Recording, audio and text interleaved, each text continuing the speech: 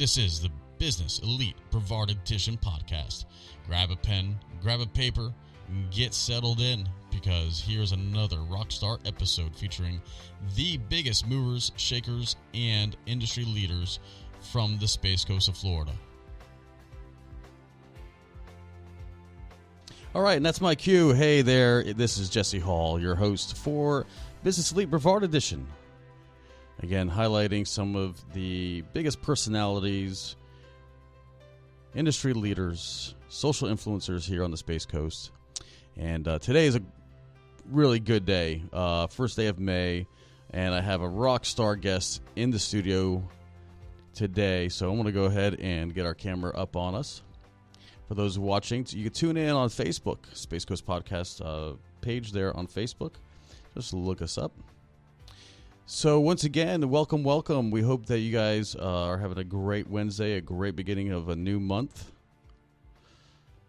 And, of course, hope business is well. We hope that your health is also good.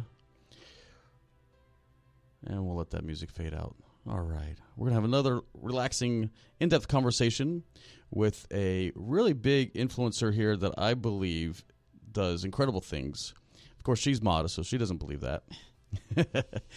She is, her name is Nancy, and she operates one of the biggest chambers. And I say that because the chamber itself, has a lot of members, but it's also responsible for a lot of the growth that's happening in the south part of Brevard County, in a city called Palm Bay, which by area is one of the biggest cities in all of Central Florida. So by area, the incorporated city limits are bigger than even Orlando, from what we understand. Is that correct, Nancy? Yeah, it's 100 square miles. Which is a big area. Right. And when you get into the rooms, with Nancy, and she starts talking about all these really cool things, it blows your mind what is coming to Brevard County, Palm Bay specifically. But it's so impressive because there is just so much as far as commerce, entertainment, even as far as the city government's going on. Mm-hmm. There's many more talks of just big changes in general, hiring. The city's, again, growing, so we need more infrastructure. So we hear discussions about that. And then, of course, you're hearing from how some of the people that are associated with the chamber, some of the chamber members, are also experiencing big growth in their business. And so they're doing all kinds of hiring, and they're coming to Nancy and everybody else at the chamber saying, please help me find new candidates to hire and stuff like this, from what I hear. So it's a powerful time here in Brevard County. Absolutely. So I'm Nancy Peltonen, President and CEO of the Greater Palm Bay Chamber of Commerce, and you are absolutely right, Jesse. Really the growth is phenomenal. So right. Palm Bay is the largest city in terms of square miles, but also in terms of population. So there's 114,000 to 115,000 people that live there. So right. In Brevard County, a lot of the other names may be more well known. So when we let people know it's the largest city, they're often surprised. Right. And the fact that, as you said, it is as large or larger than most of Central Florida. So when the growth happens, it's only 45% developed. So right. Huge possibilities of growth there. We have the interchange you and I were discussing. Yeah, down at mile marker 166, so near Miko Road, and that is joining up the Heritage Parkway all the way to 95. So it's a nice corridor that's going out to the west of Palm Bay and up. It's going to coordinate with Ellis Avenue and 192. So lots of arteries that are taking the traffic off of Minton. If you've ever been on that, crazy. Hectic. Yeah, I know.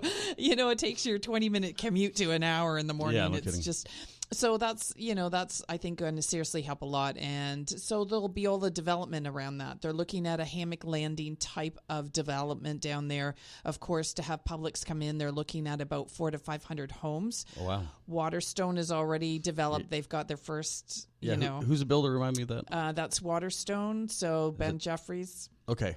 Yeah.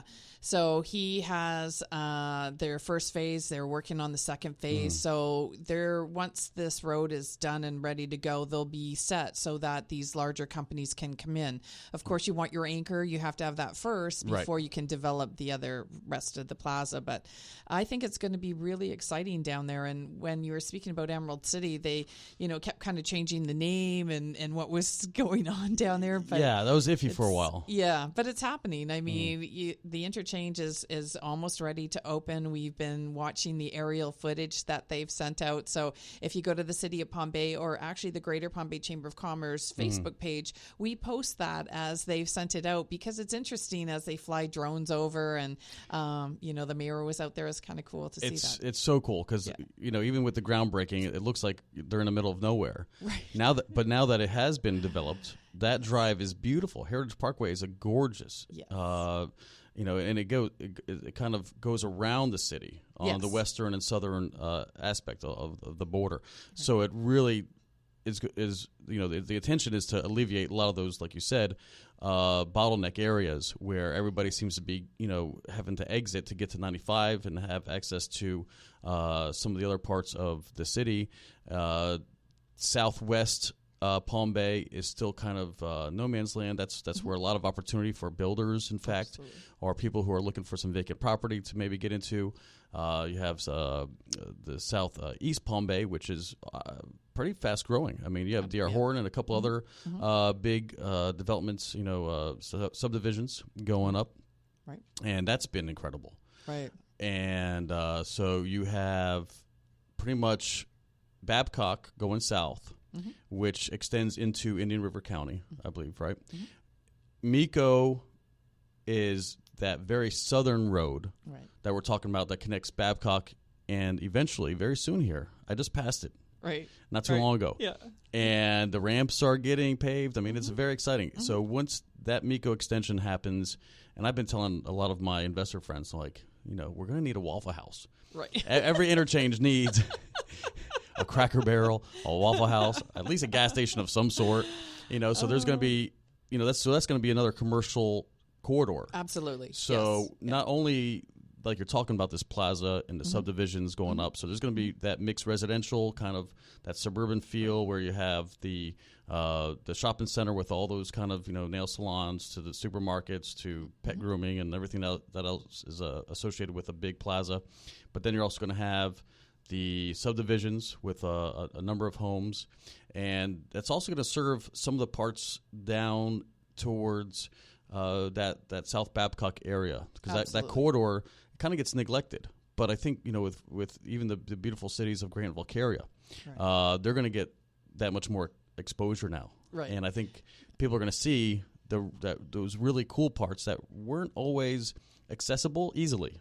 They were accessible, but not easily. I think one of the cool things, so we have an event called the Mayor's Breakfast, and Hal Rose is the mayor of West Melbourne. Hal is great. He always razzes Mayor Capote in that the citizens of Palm Bay live in Palm Bay, but shop in West Melbourne because of Hammock Landing. It's kind of true. So it's kind of true. So this will change that dynamic, because you're right, a lot from the south end have to drive up to West Melbourne with the Hammock Landing.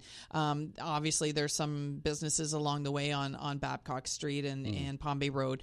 But really, like to have a lot of people like to go to one area. They can meet all their needs at one place. And so I think that's going to change that dynamic. I think it's really going to have people live, work, and play in Palm Bay. Because that's been one of the biggest issues is there's very little entertainment and shopping options so far. True. But again, things are turning around for the better in a big way. We're going to get into Mayor's Breakfast. We're going to get into some of these other things that we're bringing up as far as construction. And, of course, one of the and this isn't your department, but, people critique the city's ability to pave roads. So we're not going to dive into that a lot. We're going to dive into more of the events. But before we get into that, I want to preface the audience and get to know who Nancy is. And how'd you end up at the President? So where were you born and raised, first off? I was born in Canada. Okay. I'm still a Canadian. I was born in Grimsby, Ontario, and when I was 2 years old, my parents moved us to England for a year, and then Ireland for a year. Then we came back and lived in Hamilton, and then Dundas. It's funny, you were talking about psychics before, and she said to me, you kind of had a traumatic childhood. And I went, what? And she said, well, it seems like a lot was going on in your first 7 years of life. And I went, and then I thought, yeah, that's kind of a lot of moving when you're just a little child. So, but then once we moved to Dundas, my parents are still there. So it's about 51 years. So they very much settled into that area. And they're still there. So it's a beautiful area. And I have lived over quite a few different locations throughout Ontario. I started at Shoppers Drug Mart. It's kind of like a Walgreens. Okay. So it's about 1,800 drugstores across Canada. Right. And I was managing, I started in Aurelia, and then went to Newmarket, and then Thunder Bay, which is very north of Lake Superior and very cold. Learned to ski. They do moose hunting, fishing. If you like the outdoors, fabulous place to live. Sounds great.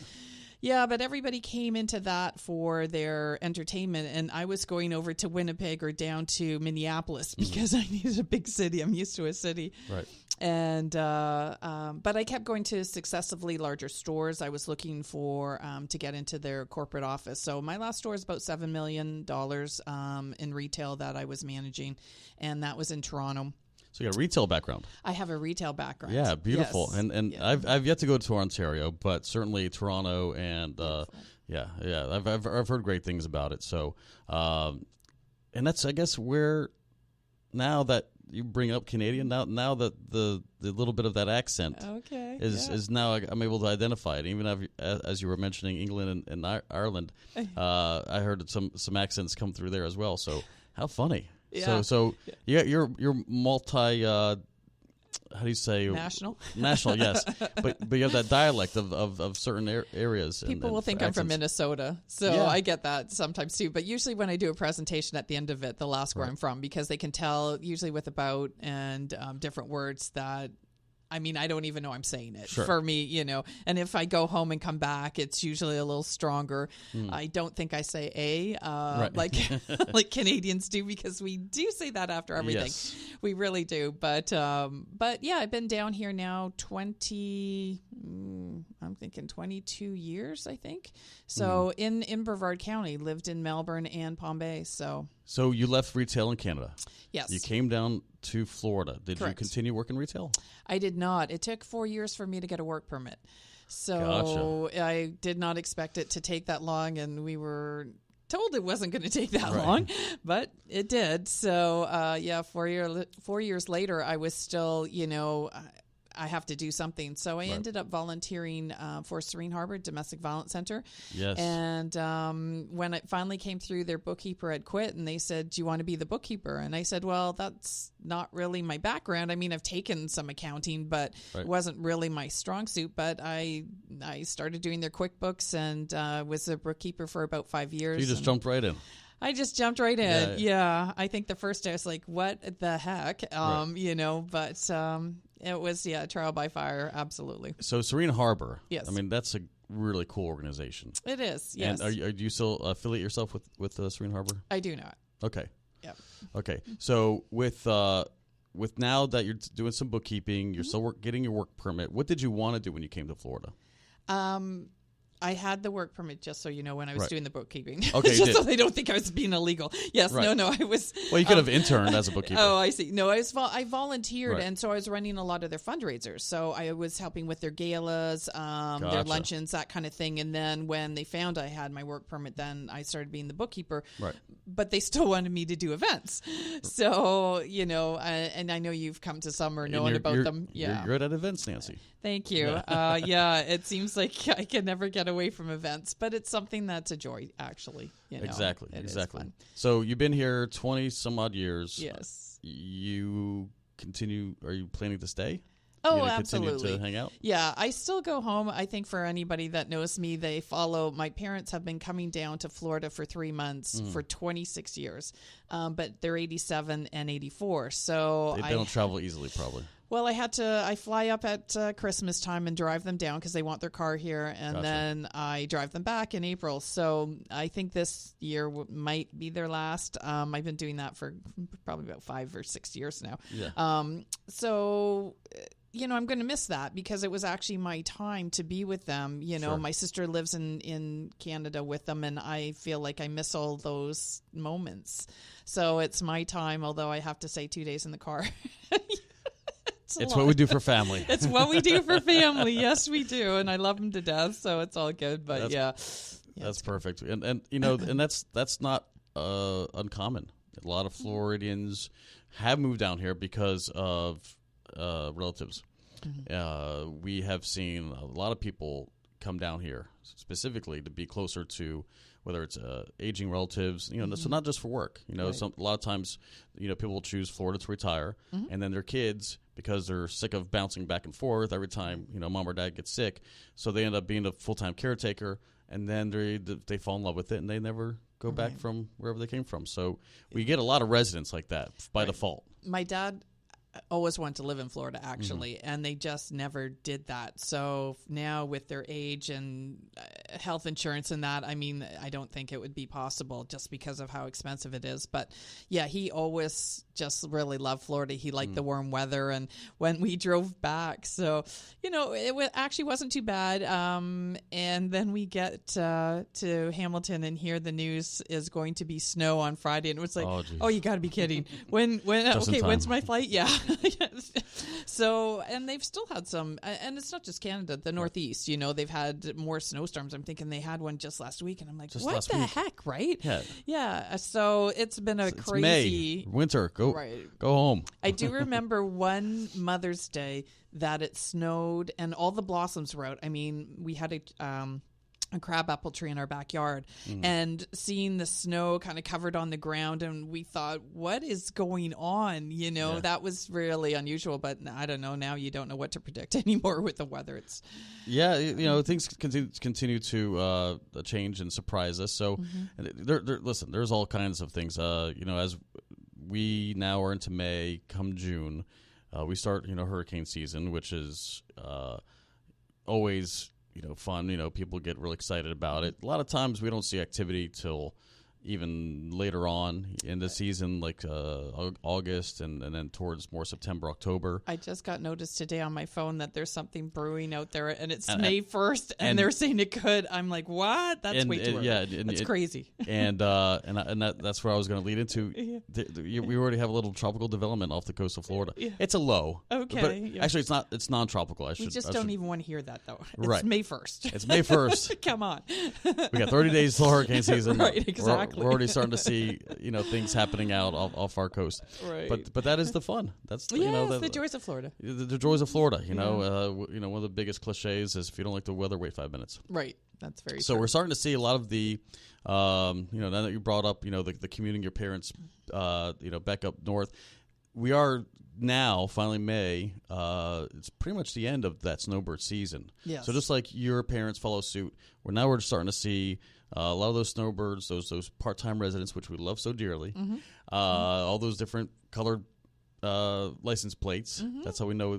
That's how our seasons change. The color of the license plates. Right. So we see them now retreating back up north, where it's going to be beautiful, and we're going to be stuck down here with the humid, hot temperatures once again. But at least Florida is now ours again. Right. It's ours. All the part-timers going back. Right. And so it's a full-time guys. So we have Florida back. Yay. So here we are into May. We know that this is kind of a busy event season. Yes. For the chamber. It really is. We had our luncheon today. We've got ribbon cuttings that are happening this month.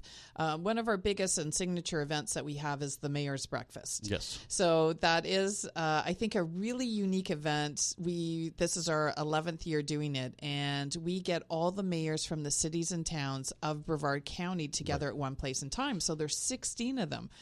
And it's interesting because each one has 5 minutes. So they give an update on what's happening in their respective cities and towns. Right. which is rarely very informative, because you can't go to anything else and hear from all of them. Correct. Hear what's happening throughout the entire county, every single, even Melbourne Village with their 750, residents. We hear from all of them. Exactly. They all have something going on. And our Sheriff Wayne Ivey is the MC this year, and I think everybody knows he's the budding comedian. And in the last couple of years, yes, he's done great. I love it. So he makes it almost like a comedy roast. A lot of them are getting their speeches already, and so it's a fun event. It really is one of those events, and it never, even before him, I mean, it was never boring, because there seems to be this great camaraderie amongst the mayors. Yes. I think Brevard County is very unique in that we do all work together. And yeah, sure, everybody has their differences of opinions, but think about it. When we get the entire leadership to hire a plane and take 50 of the business leaders up to Tallahassee to talk to our legislators, to talk about Brevard County, they said no other county does that. I mean, they were always impressed when we do that. And it's really just, unbelievable what we have here in Brevard County. It is, because, and I want to say it's a good old boy network, because folks like yourself who have come, you weren't born and raised in Brevard, obviously, but you'd been down here for 20 years, and you've seen a lot of the growth happen. Absolutely. And a lot of the people who are now getting into the more of the government, the local government positions, a lot of them are non-native. They are imports, implants from different parts of the area, whether it's from South Florida or from New England or whatever may have you. They've all come because we do have a pretty good military contingent here, and that's because of Patrick Air Force Base, and it's also because a lot of the Department of Defense contractors here. Right. So they do come from D.C. and other areas, and Texas, and even Houston. We have the aerospace community that are coming from Houston as well, California, and other areas. So we do have a contingent that kind of comes here because, like I mentioned earlier, I referred to some of the people who would come down as caretakers and not leave. Right. Or they would come because of the career opportunities with the Department of Defense or the military, and they don't leave. And so, but they still find themselves needing a position. Yes. And a lot of times they will gravitate towards what they know. If they've been, at a position where they were a chairperson, or had some big administrative level executive position, they kind of want to still be there. They inherently still want to take some leadership roles, and that's when they'll go and maybe fulfill a commissioner position or a mayor position. And so, as someone who has attended this mayor conference, we are seeing that because they all have different backgrounds, they really kind of just gel together because they have really extensive backgrounds in whatever position they may have come from, and so we do see them kind of just come together because I think they know inherently that maybe we don't know everything, right? But perhaps what you did with your town, I can maybe do with my town, and so forth. And Brevard has been growing exponentially. Not just the 50s when we kind of came on the scene as that place where all the the rockets are going up with the Mercury and Apollo programs and so forth. But now, because of SpaceX, we're getting like a new rejuvenated. Now we're got that spotlight on us again with all the exciting things that are happening here. Again, people are coming from different backgrounds, and they're getting these positions, and we have a very talented mayor, I guess, for lack of better terms. They just seem to be such a wide range of personalities. I was just going to say that too, because you've got one who's a fishing captain and one who's retired and one works at Harris and, one owns their own business. And so, they have such different skill sets, and yet they are all looking at what is best for Brevard County. They meet at Space Coast League of Cities and, talk about things, especially for the legislature that were going on that were detrimental to home rule. There was a lot of push to try and get more authority up at the state level rather than locally. And, we're trying to not have big government, and people say, oh, we don't want to be regulated. And yet, they were trying to take it away from the cities and towns that know best what their citizens are looking for. Exactly. So they were very vigilant to look at what different laws were and bills that were coming up. Sorry, not laws, but bills that were coming up to make sure that they weren't of a detriment to cities. And that's kind of what I like about what the mayor's breakfast does as well. Because it does give everybody a chance to celebrate what they've done and what their city's done. Mm-hmm. We still have like really cool traditional events like Founders Days. Oh yeah, and we have a Founders Day actually coming up this weekend for Melbourne Beach. Mm-hmm. And I came from a big area, metropolis down in South Florida. Okay, Miami, Fort Lauderdale, Hollywood specifically. We didn't have cool celebrations like that. We didn't have like founders. Like, who does that? Right. It's just with a bigger city like that, you'd have too much of a population that really cares. That actually doesn't really care about the tradition of the city or township. Right.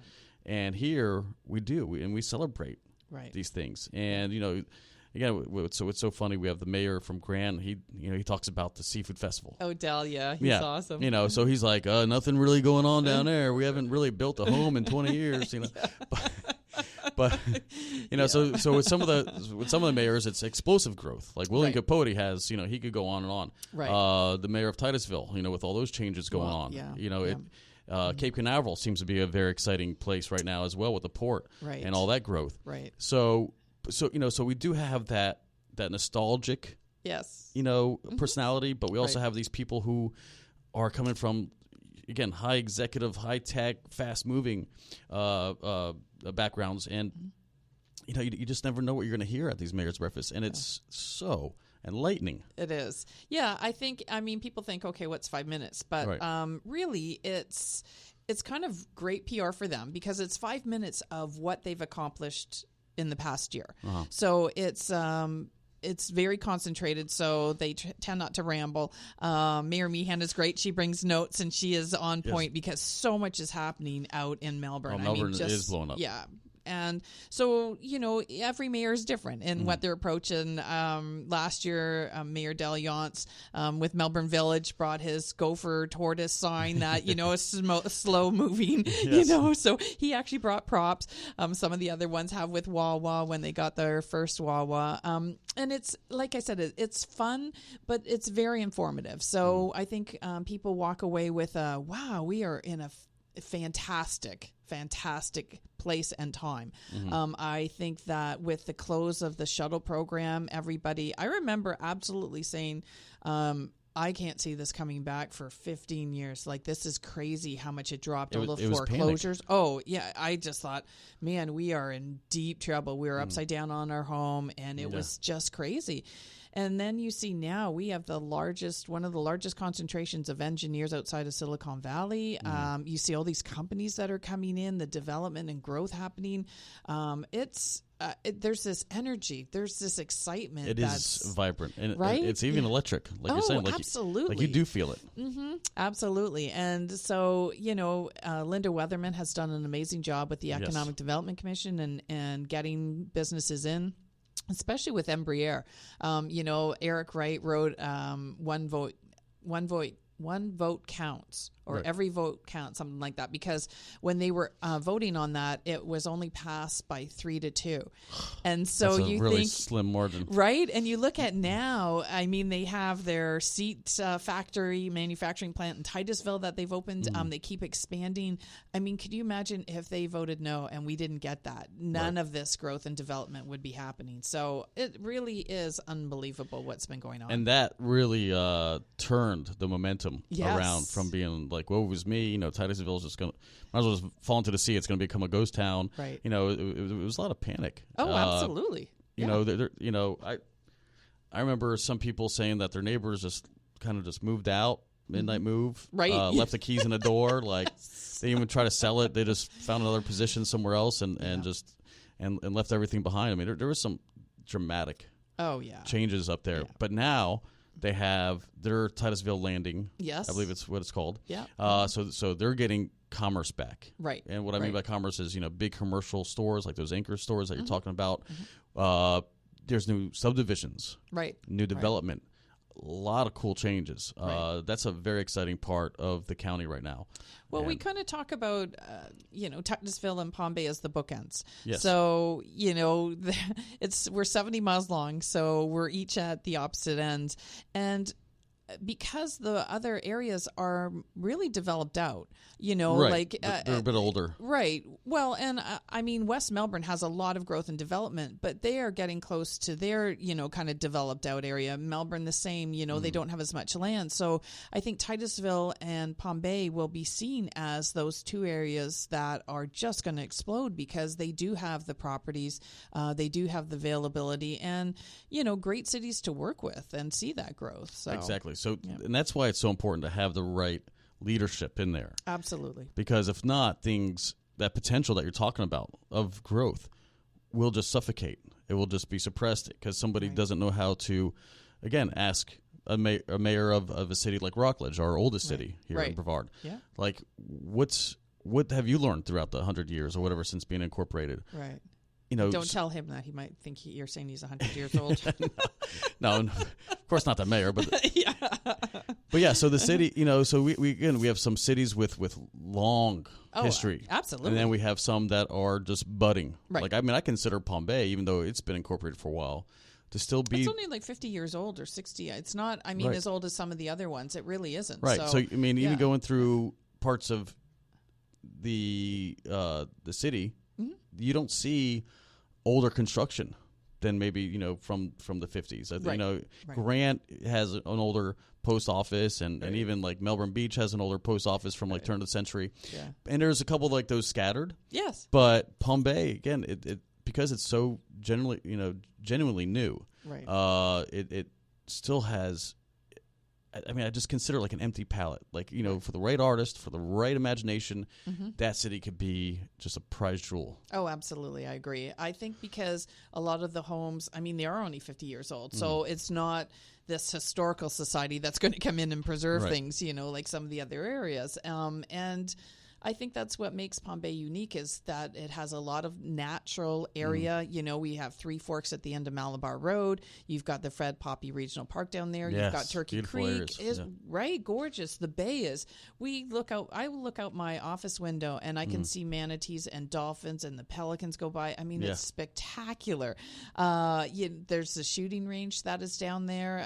It's just, if you like the outdoors and the fact that Fred Poppy Park, they did the groundbreaking for the RV park. Yeah. So, within the next few years then, you can come there and spend the entire weekend and really not move out of a 5-mile square area because everything's right there with, launching your boat and you can go hunting and fishing and just beautiful. So, and it's still pristine. I was just airboating probably about 6 months ago out there, and it's just gorgeous. It really is lovely. Airboating's a blast. It's a lot of fun. Exactly. So that's coming up when in May? May 17th. Okay. It's Friday, May 17th, 7:30 to 10:30 at the Crown Plaza.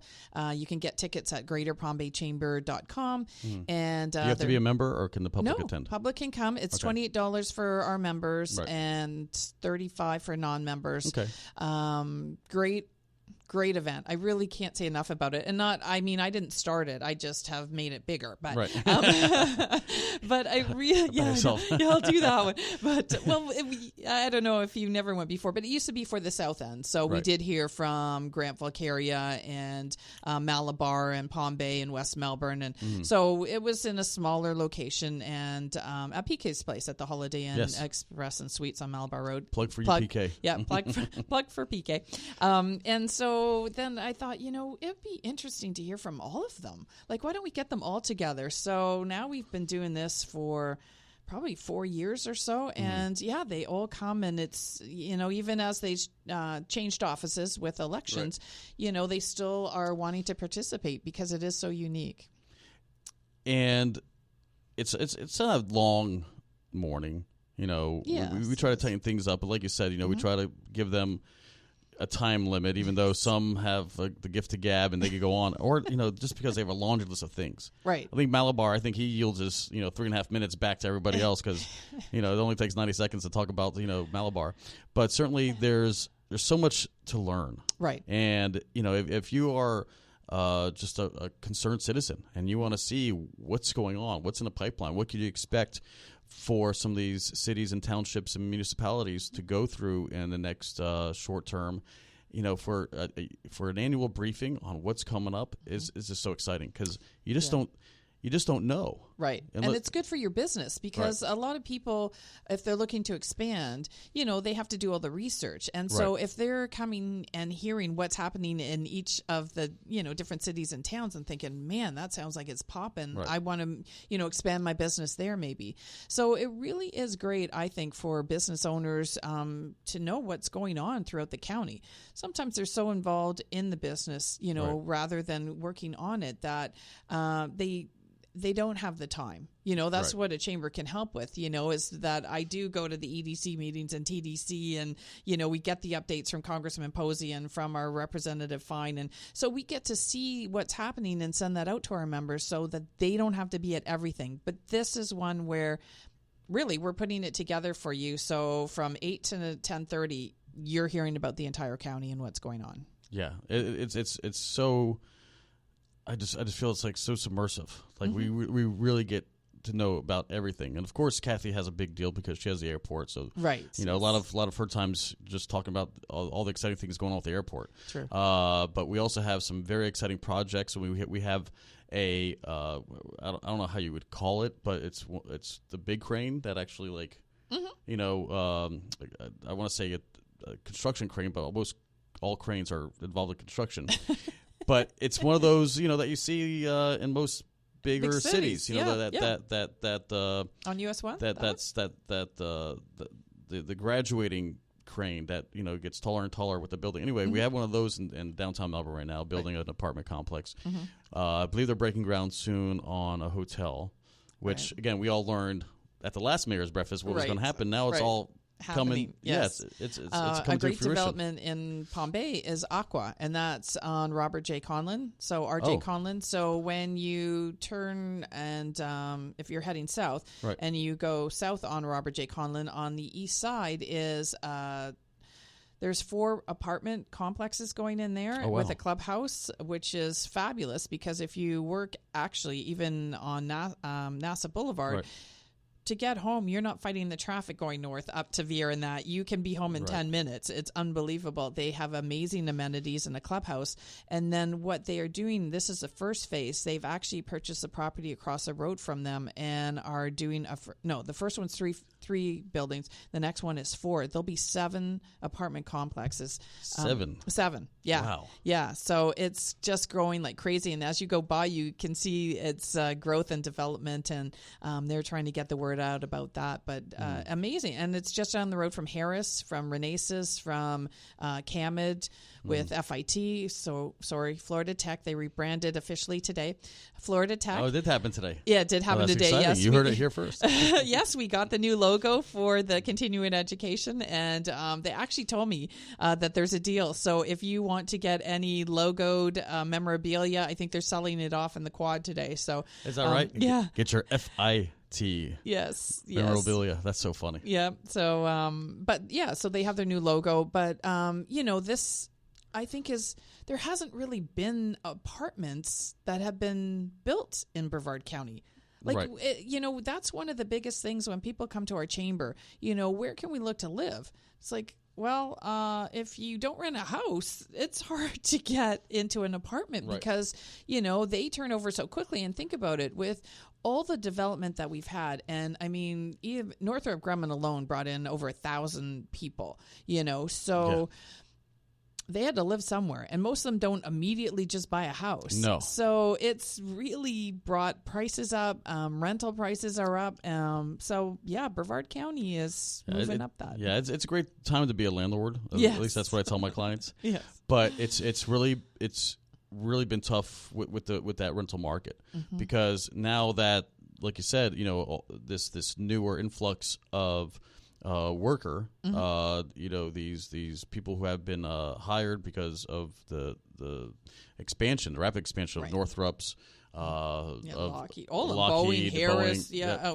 So now you have all these people, and it's pushing some of those people out of those what were affordable homes, right? And because of the lack of supply, of course, the demand goes up, and then simple economics, landlords raise their rents, forces the people who can't really afford that rent out, and then they're struggling to find whatever they can. Right. And so we're finding that there's a lot of people who would be a great renter, a great lessee, who have good credit, but they just can't keep that single family home, right? Because it was $900, now it's $1,500, right? So they were muscled right out. So we are seeing a little bit of a little, I don't want to call it a crisis, right? Because there's we still have plenty of accommodations, but certainly it would be a lot easier on some of our families here locally if we did have a project like that. So I'm so thrilled that we're having 7 towers. Right. So listen up, Brevard. There's going to be a little bit of relief, I'm hoping, and hopefully they start with these apartments at those affordable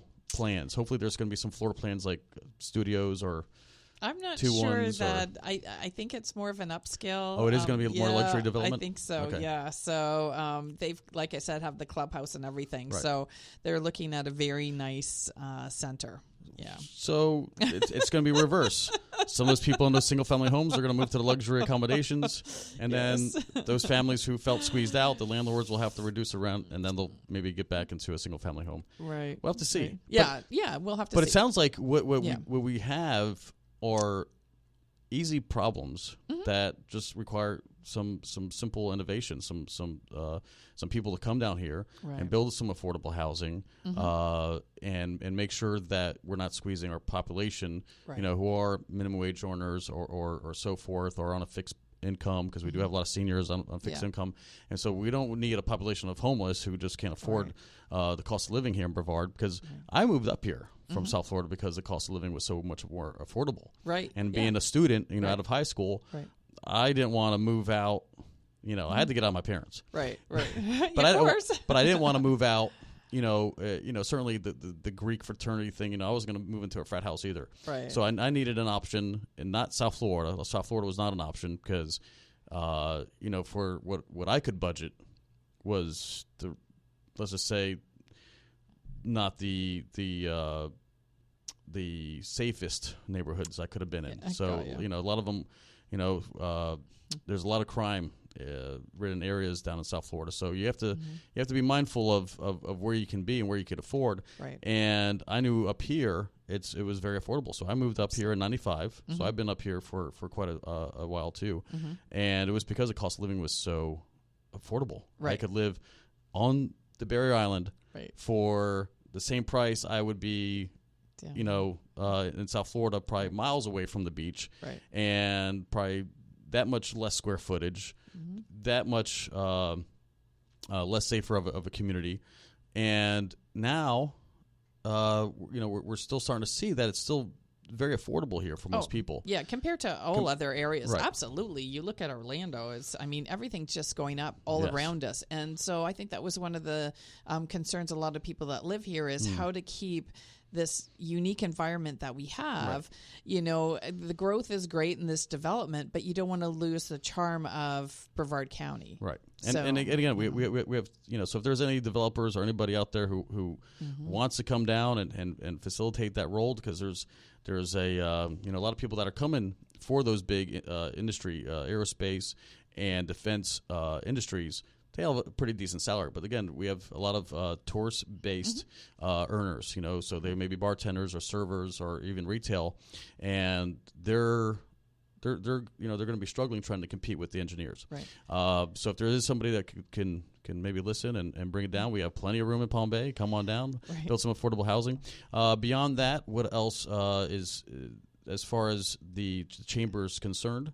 Any other events that are coming up in May? Sure. Well, let me first, when you were saying about development, because I have to say, I think my office is probably in one of the most spectacular areas in all of Brevard County. It's really right? cool. It's really cool.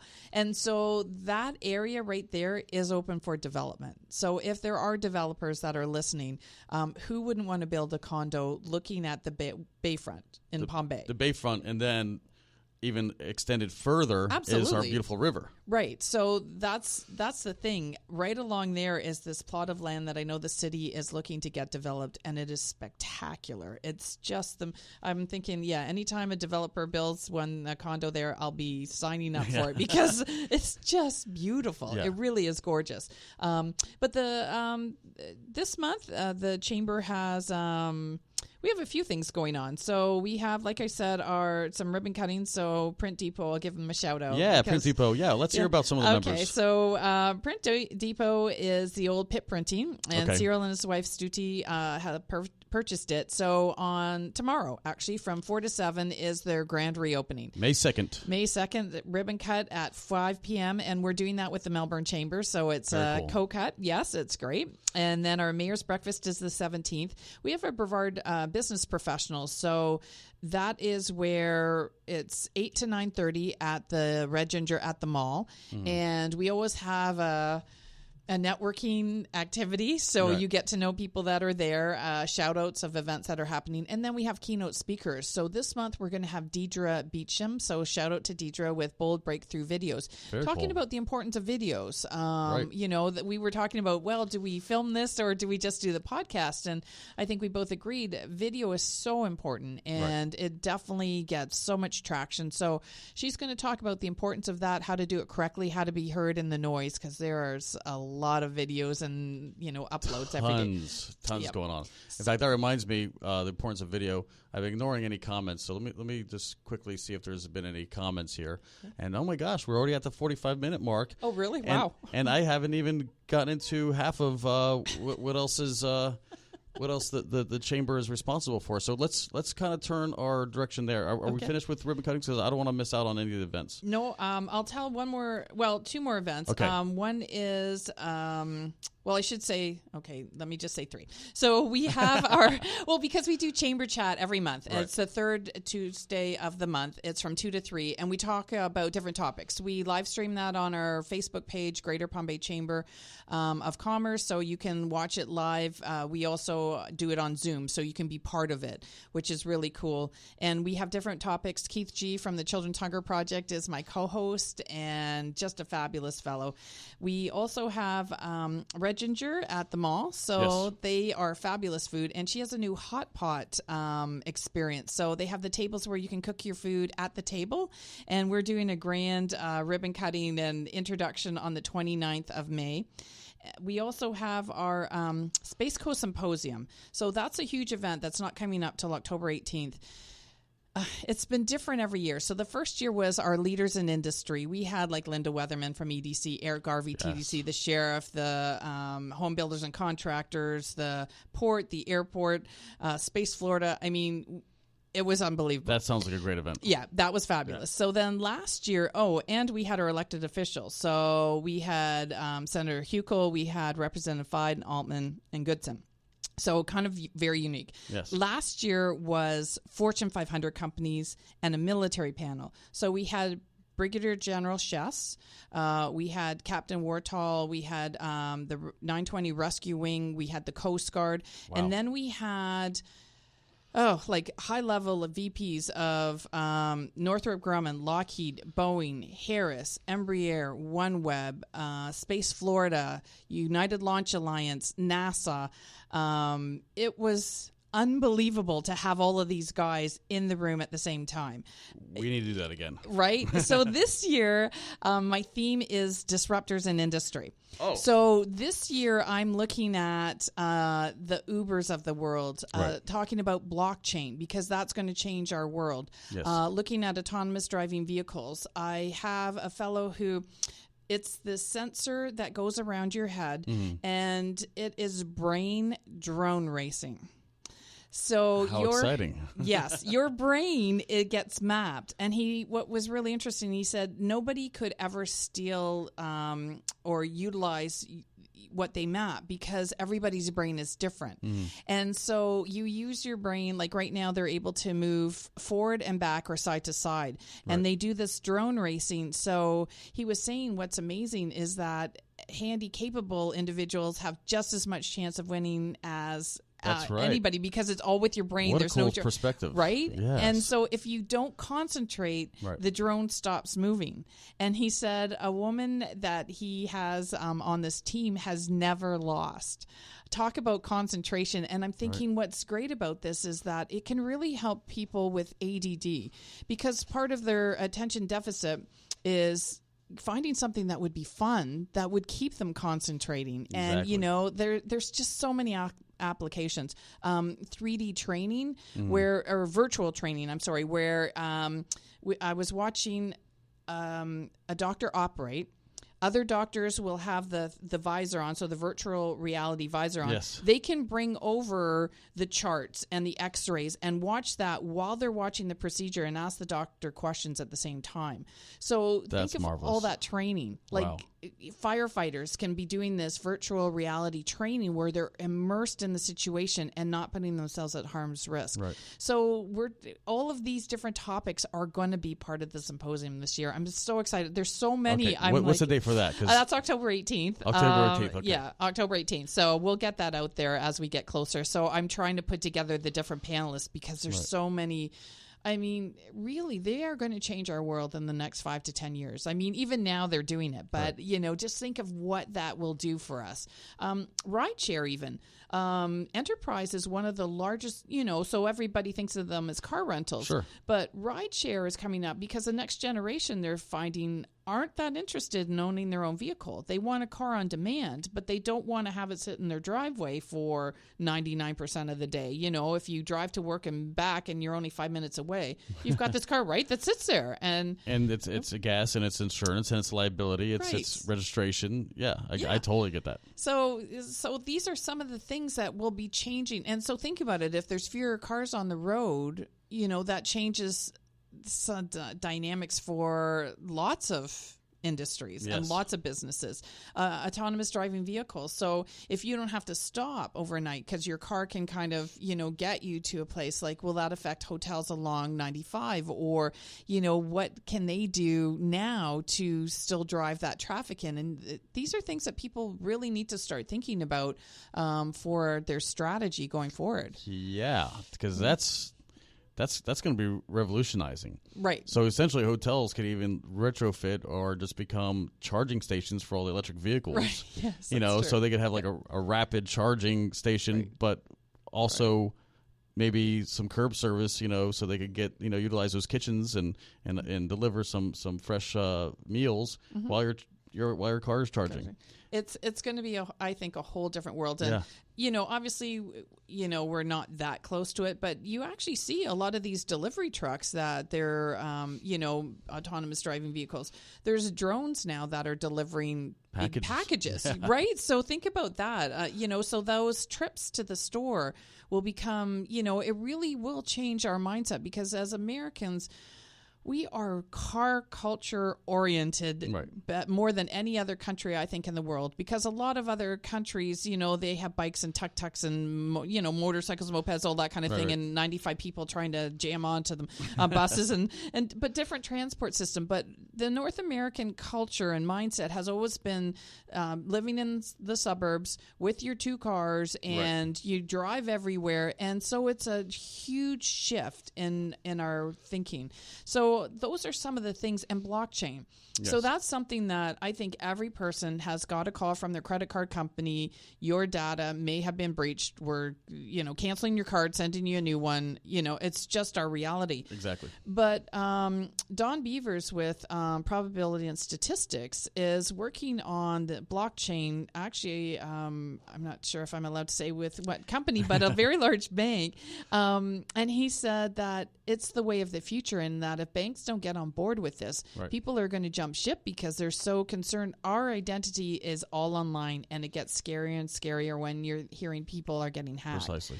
So he has the blockchain so that, because of how it's done, it really is the most secure thing that's out there. Right. So, he'll be talking about that. I went to Rise of the Rest last night at Groundswell. I know. I didn't even know that was going on, but I saw everybody there. It was so incredible. Everybody had videos and pictures. Yeah. 8 pitches, and all of them were fascinating, and Right. all of them are disruptors in industry. So I'm looking at bringing, there was a number that were from out of the county, but I'm looking Right. at trying to do as many businesses as possible that are in Brevard County that are these hidden gems that are on cutting edge and doing things that are changing our world or will change our world. Yeah. So. Well, and you thought you didn't have anything to talk about. You are passionate about this. Oh yeah, that one's going to be dynamic. Yeah, we're gonna have to bring you on Yeah. before that happens, Okay, and sure. talk more about some of these, and maybe even bring one of your guests. That would be awesome. that are going to be featured on here. Yeah, because like you said, I mean, this is a very exciting time to be here on the Space Coast. So Right. I hope you all have enjoyed the show. We're going to just take a few last closing kind of mentions of some of the things that people need to be reminded of what the Palm Bay Chamber of Commerce does, and as a business or the public, how can people get involved? So if you want to get in touch with us, we are greaterpalmbaychamber.com is our website. Our Facebook page is Greater Palm Bay Chamber of Commerce. You say that so many times. Right. I'll just give you our phone number in case you want to call. Perfect. We're 9 to 5 Monday to Friday, so 321-951-9998. You can email me, Nancy, at greaterpalmbaychamber.com. It's easy but long. Right. The Chamber, we are there to serve, advocate, and promote as a trusted voice of the business community. And so some people think, well, I can't make events. Why would I join the Chamber? I've gotten calls. Anna with Edibles, Right. She was having her grand opening in a week, and she said, Nancy, I still don't have my occupancy. So I was able to hook her up with call. Facilitate, right. Yes, facilitate. Thank you, better word. Facilitate with Andy Anderson, who Good. is the City director Commission of he's the director of development at the city of Palm Bay. That's right. So he was able to get her in touch with the right person, and her grand opening happened on time, and she was happy as a little camper. I mean, of course. Could you imagine? North Shore Development Corporation. So they are the ones that are building Aqua. And, cool. They wanted to talk about rezoning and the importance of that. So I spoke in front of the city council about that. So in that way, we are advocating on behalf of our members. We also serve in that we are doing training. So Right. we have our chamber chats. We are actually having a hurricane preparedness. I call it disaster prepared. Disaster, okay. Yes, because it's actually business interruption. Because Right. let's say if you're a restaurant and all your employees leave at lunch, that's kind of a disaster for you. Right. So it's talking about business interruption and how to manage that, how to be prepared. So that's July 18th at Eastern Florida State College in Palm Bay on the campus. Wow. So we do these trainings. We are for personal professional development. And we also promote our members. Right. So when people call, they're looking for services, we are promoting our members and giving referrals and helping them make connections to others that help grow their business. Our leads groups help, grow each other's businesses because they get to know, like, and trust each other. Exactly. And they can give referrals. So really, that's what the Chamber does. We're really here to promote businesses, and we do it 24/7. So you may not be able to come to the events, but you're on our website. We have a very large traffic count, and we get more exposure than really just a regular business often does with their website. So we really help facilitate their growth. Yeah. How many member businesses do we have now? We have about 350. Okay. We That's a had good to, consolidate and get that number solid. So, yes, we are solid now, which Right. is nice. We continue to get more members, and it's growing. And we actually just have a new employee that started on Sunday. So our team is well-rounded again. So we're just Nice. thrilled. Yeah. Because we even for a chamber, sometimes, you lose key people, and it's Right. disruptive. And so it took a little while to find the right person that's going to fit in, and we're just thrilled that we found her. So that's amazing. Yeah. And what does the public need to know about Chamber of Commerce's in general? Well, one of the things, chambers still have this reputation of being solid organizations. Right. So they have a very much high built-in level of trust. Exactly. And so putting the chamber logo, because, we give window clings. So having that in your business, your certificate. I have one on my truck. Yes, right? Yeah. You drive It's around on my with truck. it, and people see it, and you're automatically given more trust, because they think being part of an organization, you're not just a fly-by-night company. Exactly. And we so, have roots. right. And chambers are trusted. So when they call for referrals, they're trusting that we are giving them, great businesses. Exactly. And so I think a chamber they're really an important part of the community, and especially the business community. But we do more than just the business community. I mean, I work with the city. We're looking to grow Palm Bay and the surrounding areas, because West Melbourne is a trustee of ours. Yes. We really work. There was no guide for Melbourne, West Melbourne, Malabar, Palm Bay, and Grant Valcaria when I got there. People would come in all the time, because we're a visitor center as well. Exactly. No map, no guide, and so we put that together. And so when they come in, they can see the resources, look at what's there, and that's what a chamber can help facilitate. So. Well, I don't know about you, but that was a very intriguing discussion. Thank you so much for joining me in the studio today. There you have it, ladies and gentlemen. We're going to have Nancy back later on for the symposium back in the fall. But if you would like to learn more about Palm Bay, and of course the Greater Palm Bay Chamber of Commerce, then certainly look her up.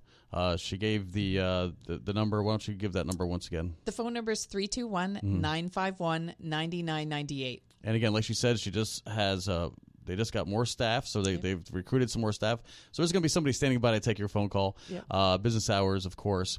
And if you have any more questions for Nancy or about Palm Bay in general, please give us an email, spacecoastpodcast@hotmail.com. Next time we have her on the air, we'll be sure to present her with those questions. And thanks for tuning in, everybody. And again, if you're listening, tune in again. Listen to some of our previous episodes. And until next time, have a very successful day. May your business grow, and may you stay nice and healthy. Until then, guys, take care and have a beautiful May.